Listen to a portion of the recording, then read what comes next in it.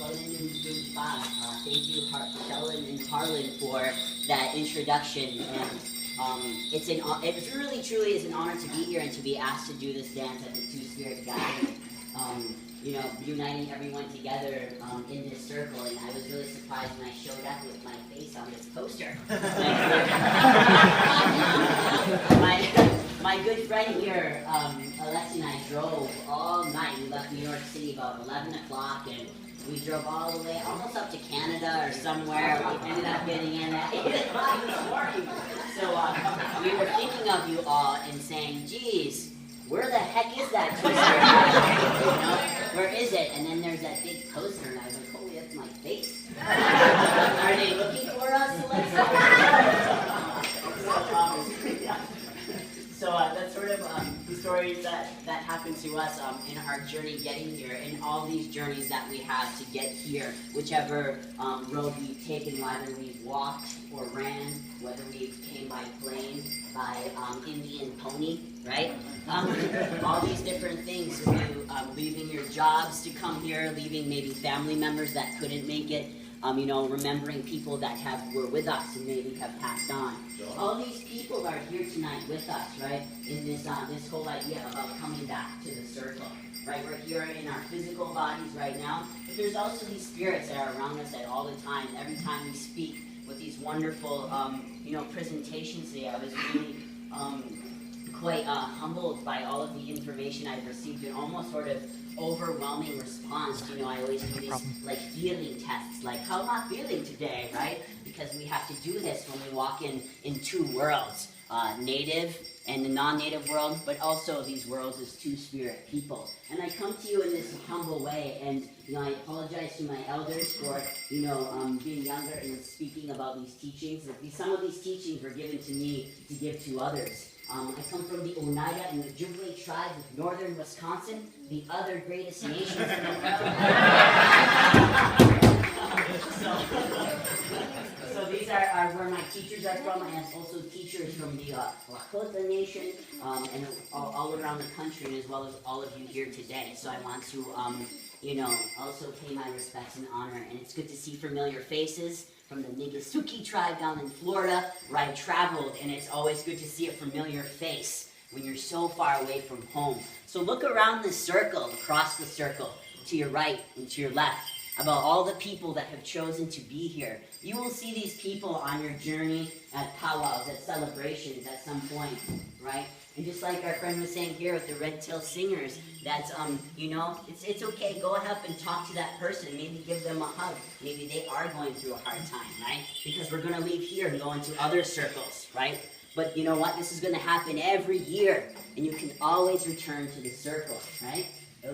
So this dance that you're about to see is one of the oldest native dances done, right? There are many different styles of this dance, from tribe to tribe, nation to nation, all the way across from my Navajo brothers and sisters down in the southwest, right? They do this dance. They do this dance all the way up into Canada. They do this dance. I don't know, maybe to stay warm, right? They do this dance all the way down south, right? Down there in, we have friends here from Oklahoma, right?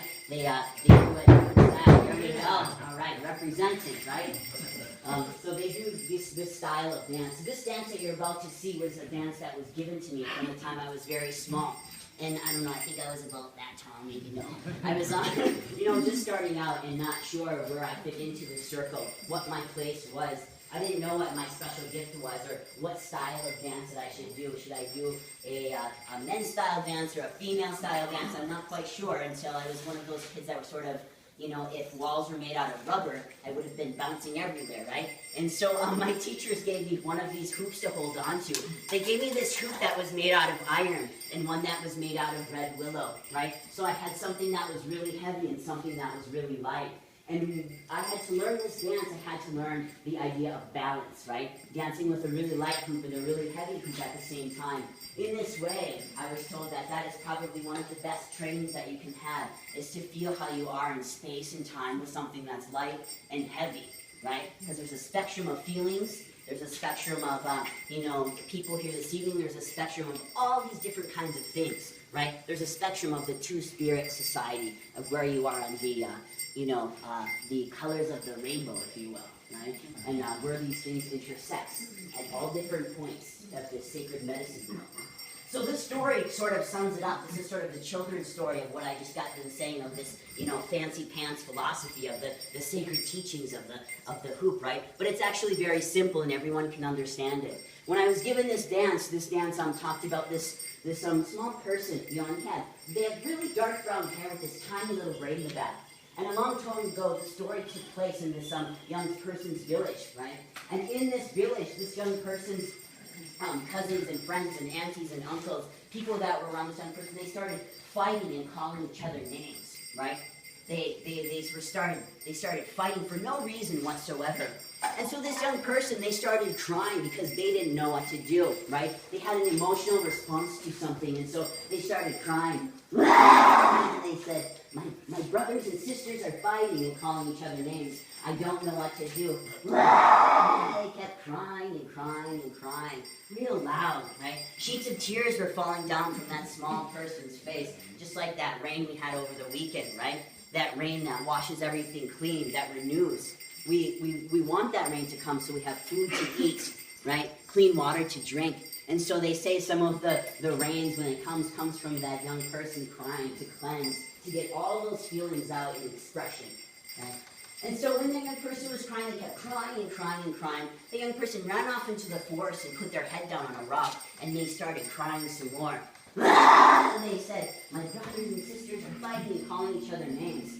And this young person didn't know what to do, and finally Gitchimani, the great mystery, heard this small person crying and looked over the forest like that, right? Just like maybe it's here in Salamanca, New York, right? Looked over that forest with all those beautiful trees changing color, and saw that little person with their hair and that braid all the way hanging all the way in the back, right? And the great mystery went down to the person and said, what's wrong?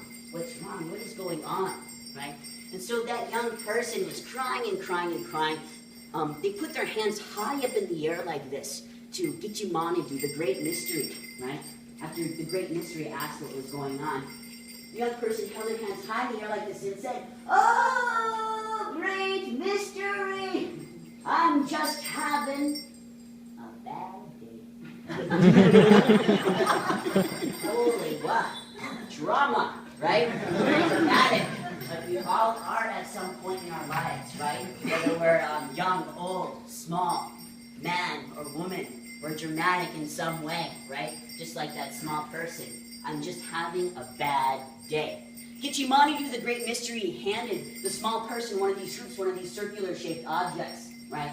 A young person took it and they looked at it and they looked at it and they said, what's this for? And Gitchimani, the great mystery, said, make as many things in nature as you can. Make as many things and your people will become stronger each year, right? Look at nature and honor all living things, from the smallest blade of grass to the soaring eagle, as well as the two-legged, the four-legged, the winged, and the rooted, right? Stop thinking about yourself and see what's outside of you. How can you give back, right? So the young person didn't know how they were going to do that, but they said they would try.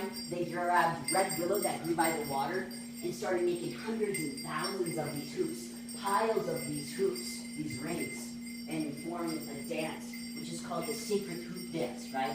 And so that young person started dancing and dancing away, making all these beautiful trees and plants and flowers and animals and butterflies, things they saw in nature, things that swim in the water to things that soar in the sky, all living things, right?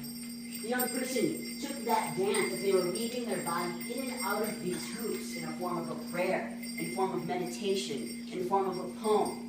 They took that dance and they went back to the village where the young person's brothers and sisters were still there fighting with their fists in the air, still fighting. And when that young person had all those hoops around them, right, the brothers and sisters for one single moment dropped their fists in the air when they saw all those beautiful trees and plants and flowers and animals and butterflies and dragonflies and grasshoppers and eagles and hawks and frogs, wolves, bears, muskrats, all these beautiful animals and two-legged, four-legged, wings and rooted that this person was making. They dropped their fists and they said, "Hole wa!" Right? Let me try that dance. And people asked me earlier, they say, "Hey Ty, what does hole wa mean in Indian?" And I say, well, hole wa means holy cow. Right? So when I say hole, you say wow. Hole. Wow. Hole. Wow. Hole. Wow. All right. So they said, "Hole wa, let me try that dance." So each one of the young person's brothers and sisters grabbed one single hoop from that young person, and they started dancing and dancing away, making all these beautiful trees and plants and flowers and animals and butterflies, things that they saw in nature. They begin to dance together, right? And that teaches us about returning to the circle, no matter who you are, what race, tribe, religion, family, clan, house, gender, sexual orientation, race, ethnicity, a person with ability, disability, young, old, class, red, white, yellow, green, purple, orange, blue, fuchsia, gold, neon yellow, neon pink, as I know some of you like. You're all part of this group, a part of this sacred circle, and that's why we're here tonight in this place, singing and dancing and learning throughout the weekend from all of the teachers sitting here, from the singers to the dancers to the small children we have. Every single one around us is a teacher. So that's sort of the basic teaching of this dance that I was told from my teachers. And this is why I decided to do this dance. It's my way of expressing myself when I feel like I didn't have a voice at one point, when I couldn't reach out to someone to, ask for help. I did it in a dance form, right? I did this just to give to the people. So if you see something like a tree, a plant, a flower, animal, or butterfly, don't be afraid to give a hoop, a holler, or a hole wa, right? So I tell people, because this dance essentially is, it's not my dance that you're watching. This dance is a pure reflection of all the faces and people out there, right? So when you apply, you're applying the people here, and the people journeying, and the people who aren't here. Does that make sense, everybody? So basically, you guys are going to make my job pretty easy. I'm just going to give a quick demonstration of this dance, but the real dancing is going to be with all of you when you come up to relive and reenact that story, right, of the people's hoop dance. So I'm just going to show you some of the possibilities, what we can do, right? For me personally, this it's an honor to be here because during my my own journey of transitioning and things like that, and transitioning with regalias, I'm transitioning in my everyday life as an artist, as a teacher, as a dancer, as a traditional singer, as a flute player. So in all of these ways, it's also a gift to me to come back to the circle, to figure out how I can express myself and how I can carry on the traditions, and also make those go into the future via by coming here or tweeting about it, Facebooking about it, all these kinds of things, right? What are the ways that we can continue to thrive and progress?